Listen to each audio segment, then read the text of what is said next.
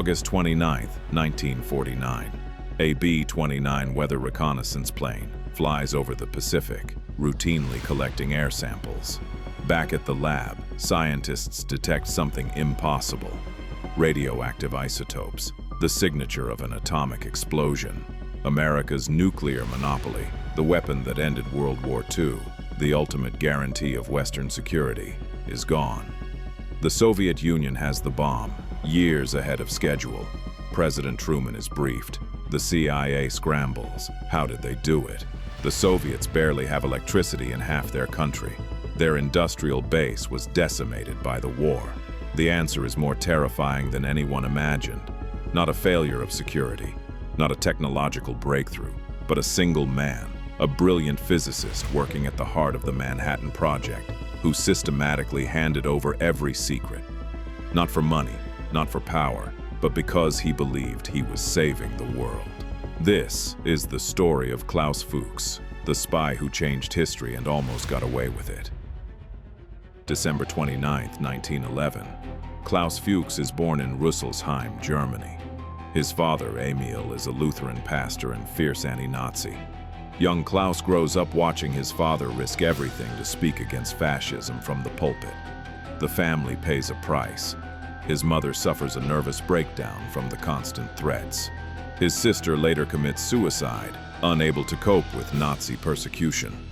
By his teenage years, Klaus joins the Communist Party in 1932, distributing pamphlets, attending secret meetings.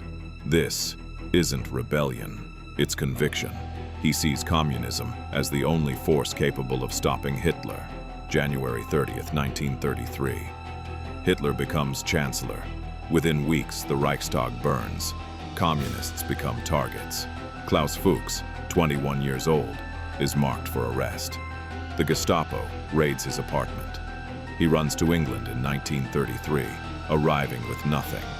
No money, barely speaks English, no connections. Just his brain and a determination to continue his studies.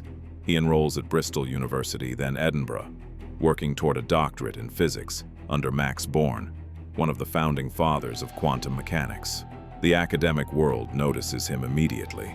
Fuchs isn't just brilliant. He's meticulous, tireless, able to solve problems that stump senior researchers.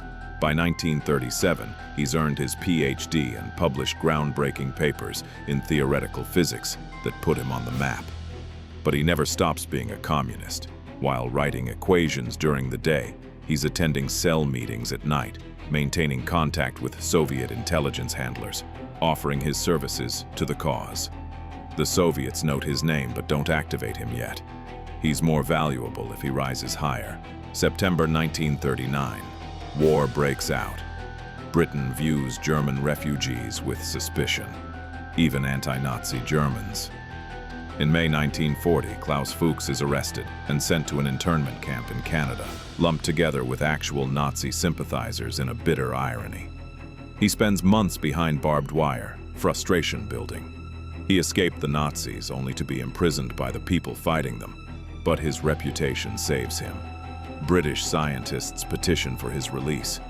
They need physicists desperately for war research. In December 1940, Fuchs is freed and immediately recruited into the most secret project in Britain, Tube Alloys, the British atomic bomb program. They hand a communist spy the keys to the most powerful weapon ever conceived. May 1941, British intelligence conducts a security review of Klaus Fuchs. They find his Communist Party membership. They note his time in Germany. The recommendation is clear: security risk. Do not clear for sensitive work. But Britain is desperate. They're being bombed nightly. They're losing the war. And they need physicists who understand nuclear fission. Someone makes a decision that will echo through history. They clear him anyway. Fuchs begins work on gaseous diffusion, a method to separate uranium isotopes. He's given access to everything: calculations, designs, theoretical projections. He absorbs it all. And then quietly, methodically, he reaches out to Soviet intelligence through Jürgen Kutzinski, a German communist exile in London, who connects him to Simon Kremer, military attaché at the Soviet embassy. The meetings are brief, professional. Fuchs doesn't ask for money. He hands over documents, explains complex physics in simple terms, answers technical questions. Why? Years later, he'll explain with chilling clarity. He believed the Soviet Union was the only force standing against fascism. He believed nuclear weapons in one nation's hands would lead to tyranny. He believed he was creating balance, preventing war through mutual assured destruction. He was playing God with the most dangerous technology humanity ever created. December 1943. The Manhattan Project escalates. Britain's contribution is being merged into the American effort. Fuchs, now considered indispensable, is transferred to Columbia University in New York, then to Los Alamos, New Mexico, the secret city in the desert, where America is building the bomb. Los Alamos is a physicist's paradise and a security nightmare. Barbed wire fences surround the facility. Military police check IDs constantly. Mail is censored, phone calls monitored, but inside the wire, it's an intellectual free-for-all. Oppenheimer encourages open discussion. Problems are debated in seminars. Calculations are shared freely among cleared personnel. Klaus Fuchs has access to almost everything. Implosion lens designs, plutonium metallurgy, yield calculations, triggering mechanisms, the actual blueprint for how to build an atomic bomb. Every few months he leaves the facility on approved leave, travels to Santa Fe or Albuquerque, and meets his Soviet handler, Harry Gold, a chemist from Philadelphia, recruited by the NKVD. The meetings follow a pattern: a street corner, a recognition signal, a quick exchange. Fuchs carries documents in his head, reconstructing complex diagrams from memory, writing them out in hotel rooms, passing them over in envelopes or folded newspapers. Gold doesn't understand half of what he's receiving. It doesn't matter. He's a courier, not an analyst. He passes everything to Moscow, where Soviet physicists pore over every page like scripture. June 1945. The Trinity test approaches. Fuchs is part of the team making final calculations for the world's first atomic explosion. He knows the yield prediction, he knows the design, he knows the test date, and so does Moscow. July 16, 1945, 5:29 a.m. The bomb detonates in the New Mexico desert, a flash brighter than 1,000 suns, a mushroom cloud rising 40,000 feet. Oppenheimer quotes the Bhagavad Gita, "Now I am become death, destroyer of worlds." Klaus Fuchs watches silently, committing every detail to memory. Within weeks, Soviet physicists receive his full report. The test yield, the fireball diameter, the pressure wave measurements, everything. August 6th and 9th, 1945, Hiroshima and Nagasaki. The war ends. America stands alone with the ultimate weapon. President Truman believes the nuclear monopoly will last a decade, maybe longer. American intelligence estimates the Soviets won't have a working bomb until 1952 at the earliest, possibly 1955. The calculations assume they'll have to solve every problem from scratch. They don't know that the Soviets already have the blueprints. September 1949. That B-29 detects Soviet radioactive isotopes. America's nuclear monopoly evaporates overnight. Panic spreads through Washington. The CIA and FBI launch the most intensive investigation in their history. They comb through Manhattan Project personnel files. Thousands of scientists, engineers, technicians. The Venona Project, a top-secret NSA operation, has been decrypting Soviet intelligence cables intercepted during the war. It's slow, painstaking work. Russian one-time pads were supposed to be unbreakable, but Soviet cryptographers made mistakes, reused pages. By late 1949, Venona analysts identify a spy codenamed Rest or Charles who passed atomic secrets from Los Alamos. The cables mention a physicist, travel to New York, technical details that narrow the possibilities. The British are horrified. If the spy came through tube alloys, it means Britain's security clearance process failed catastrophically. MI5 begins reviewing every scientist who transferred to Los Alamos. Klaus Fuchs's name comes up. Communist background, access to everything, traveled regularly during the war years. But he's now back in Britain, working at Harwell, the UK's atomic research establishment. He's a respected senior scientist, cleared for continued classified work. In May 1950, MI5 decides to question him. Not arrest, just interview. They have suspicions, not proof. They need a confession. They assign the job to William Scarden, an interrogator known for patience and psychological pressure. Scarden doesn't threaten, he doesn't accuse. He just asks questions gently, persistently, across multiple sessions. December 1949, first interview. Fuchs denies everything calmly. He's cooperative, answers every question, seems genuinely puzzled by the suspicion. January 1950, second interview. Scarden pushes harder, mentions specific dates, asks about trips to London during the war. Fuchs remains composed, but his answers become less certain. January 24, 1950, third interview. Scarden lays out the evidence piece by piece. Not enough for court, but enough to make clear they know.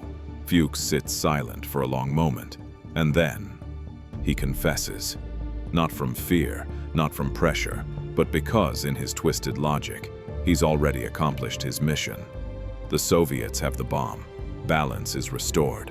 Continuing to lie serves no purpose. He admits everything: his communist beliefs, his contact with Soviet intelligence, the documents he passed, the meetings with Harry Gold. Every detail, calmly, methodically, like he's explaining a physics problem. MI5 is stunned. They expected denials, lawyers, a long legal battle. Instead, they have the confession of the century. February 2nd, 1950. Klaus Fuchs is arrested. The news breaks worldwide. America explodes in fury. A spy at Los Alamos. The Soviet bomb was built from stolen American blueprints. Fuchs is charged under the Official Secrets Act. Not treason, because the Soviet Union was technically an ally during the war years when most of his spying occurred. The maximum sentence is 14 years. March 1st, 1950. The trial at the Old Bailey lasts less than 90 minutes. Fuchs pleads guilty. His lawyer offers no defense. The prosecutor reads a summary of his confession. The judge, Lord Goddard, delivers a scathing rebuke. "You have betrayed the hospitality and protection given to you by this country. The maximum sentence I can impose is 14 years, and that is what you will serve." Fuchs shows no emotion. He's led away to Wormwood Scrubs prison.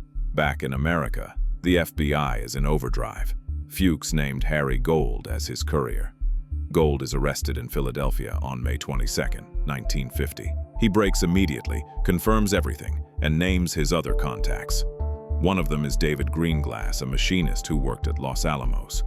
Greenglass, facing decades in prison, gives up his recruiters. His sister Ethel Rosenberg and her husband Julius. The Rosenberg case becomes a sensation. Unlike Fuchs's quiet confession, the Rosenbergs fight, proclaim innocence, become martyrs to the left. They're executed in 1953. The only American civilians ever put to death for espionage during peacetime. Meanwhile, in his cell, Fuchs serves his time quietly.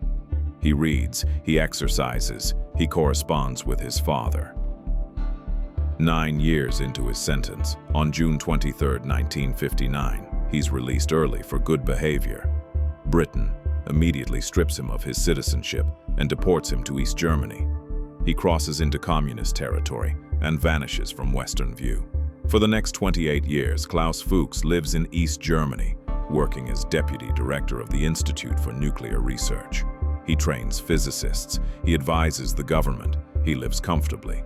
Awarded the Order of Karl Marx, celebrated as a hero who gave the socialist world the bomb. He marries a fellow communist, lives in a state-provided apartment, enjoys privileges reserved for the party elite. He never expresses regret. When asked about his espionage, he says simply, "I acted according to my conscience." January 28, 1988. Klaus Fuchs dies in East Germany at age 76. His death is barely noticed in the West. The Cold War is ending. The Soviet Union is collapsing. His betrayal, once the crime of the century, is now just a footnote. But Fuchs's impact is immeasurable. Soviet scientists later admitted his intelligence saved them at least 2 years, possibly 5, in their atomic program. Without Fuchs, the Cold War would have looked completely different. The nuclear arms race might have been delayed. The Korean War might have played out differently. The Cuban Missile Crisis might never have happened. Every nuclear confrontation of the Cold War exists partly because Klaus Fuchs believed he knew better than his adopted country. He gave Stalin the bomb. He enabled Soviet nuclear blackmail. He helped create the balance of terror that nearly destroyed the world a dozen times over. And he did it all because he thought he was preventing war. The man who stole America's nuclear secrets didn't do it for money or power. He did it because he believed in an ideology that murdered tens of millions. He committed the greatest betrayal in modern history and died believing he was a hero. Klaus Fuchs was brilliant, principled, and catastrophically wrong. His story is a reminder that intelligence without wisdom is dangerous, and conviction without doubt can destroy nations. The question that haunts intelligence agencies to this day: how many more are there? How many other Klaus Fuchs are working in our laboratories, our government, our military right now, believing their betrayal serves some higher purpose?